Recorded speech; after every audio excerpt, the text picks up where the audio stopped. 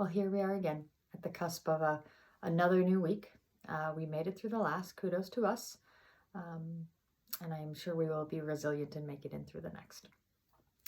Tonight, I wanted to breach a topic that I haven't spent too much time on, but I've recently gotten a couple of inquiries that I think make it worthwhile, because that tells me that people like you are starting to think about these things and have questions. So I figured it'd be a good time to jump in.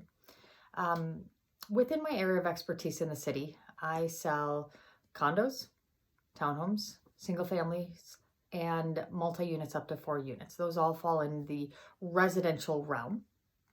A large majority of my clients are looking for either a personal residence or a second home. That's always the majority of whom we work with.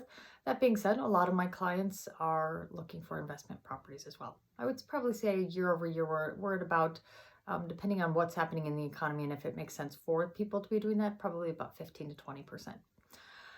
I haven't spoken too much about the investment world right now, people that have investment properties, just because it's not part of the larger audience. Most of those clients, we've been having individual conversations to make sure that they are aware of what's going on and understanding what their goals are, so that we're making smart choices in this.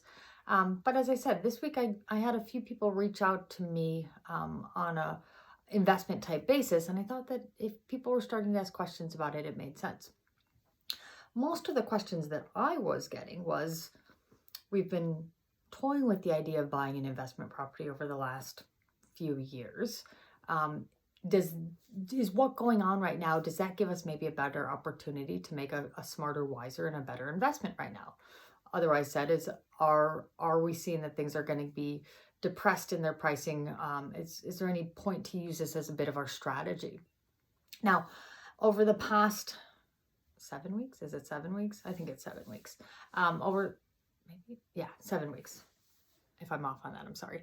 Over the past 7 or so weeks, I've talked a lot about the residential real estate market within Chicago, the resilience of it, a lot of the confidence is in it, where our concerns are, how the recession could impact that, how a depression could impact it. I had a lot of conversations about that. And at the end of the day, we're still feeling relatively strong, despite being in a very uncertain time, that we're faring okay. We're doing okay. The data is constantly coming in. We're constantly taking a look at it and making sure that our predictions are deeming well. But all in all, we're breathing. A lot of that has to do with the primary residence and the second home market. The investment markets are quite different. That is just a different ball of wax. It's like trying to compare zucchinis and apples, just not the same fruit.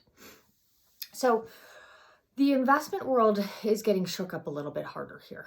For all of the stability of the personal residences, we can always say that, well, people just aren't buying or selling. They aren't doing anything. They're just staying where they're at, and they're kind of sitting tight. The people that have to do things are out there and doing it, but we are undersupplied. That market can essentially pause, and through mortgage forbearance and other things, it can kind of struggle its way through and do okay. Now, when we start to look to the investment world, then it gets a little bit more challenging, because now you're dealing with parts that you can't control quite as much. And as we say, all investments have risk, and obviously we're at a time that has elevated risk. The number one problem that our investors, and especially our smaller investors, are seeing right now have to do with their tenants. Whether or not their tenants are in a situation in which they can continue to pay rent. We know that there's obviously the unemployment report just came out at the end of last week. We know that there's a tremendous amount of unemployment. We know a lot of our economy has been placed on pause, and we know a lot of people don't have income coming in. And with that in mind, they're having a hard time to pay their bills, including their rents. So that is obviously a big concern.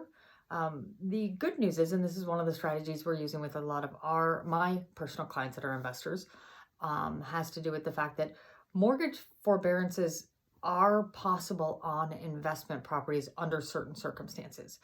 So once again, if they're government-backed, non-FHA, non-VA loans, there is an opportunity for that for a forbearance, which once again, that helps to stop the hemorrhaging immediately. So if you have tenants not paying, so to say, you can get some type of deferment in the money coming in from that perspective.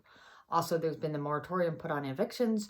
So if your tenants cannot pay, you can't evict them. It would be a terrible thing, in my opinion, to do anyways, but you can't do it. So these things have been putting a strain on especially the smaller investors, because obviously if they don't have money coming in, there is some concern with that aspect. And that is, in my opinion, one of the markets that we are going to see some more fluctuation, and that market is set up to have a little bit more possible value loss, because once again, if the money's not coming in and they can't be held, that is something that, you know, over time we can see, and that's one that we're going to be watching pretty extensively on. Now, for our investor clients out there, because you can't evict somebody for not paying rent right now, I've been encouraging my tenants to kind of step up to the plate and play the right card here for the tenants that are struggling. You know, in a multitude of different ways, whether they're paying or not. Just, it's a really important time as a landlord to be conscious, to put yourself in their shoes and try and do things that obviously aren't putting you in a worse position, but just be a good person in it. So a lot of my landlords, we've been working together to be constructive to going back to tenants. So for example, if leases are set to expire at an inopportune time for somebody to either move or renew or whatever the case may be, extending the lease. I mean, that would obviously be for somebody that is able to still pay, but making it so it's easier for them if they are going to move on in another direction to do so at a safer time.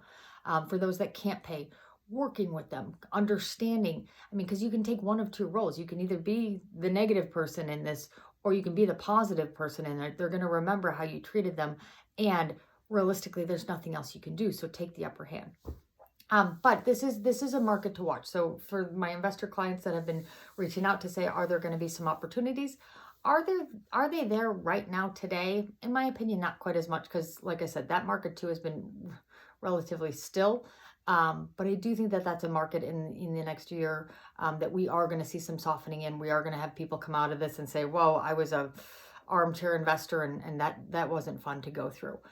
So that's a market we're definitely going to watch moving forward. If you have specific questions on something that you're interested in, or if you have an investment property that you want any advice on how you handle a specific situation, once again, always know that I'm happy to chime in on those levels. So on that note, let's have a great week. Be kind to one another, be kind to yourself, take care of one another, take care of yourself. Remember to be smart in your social distancing. Remember to be supportive of your essential workers and your first responders. We are getting through this one day at a time, and I am looking forward to getting through another day with you.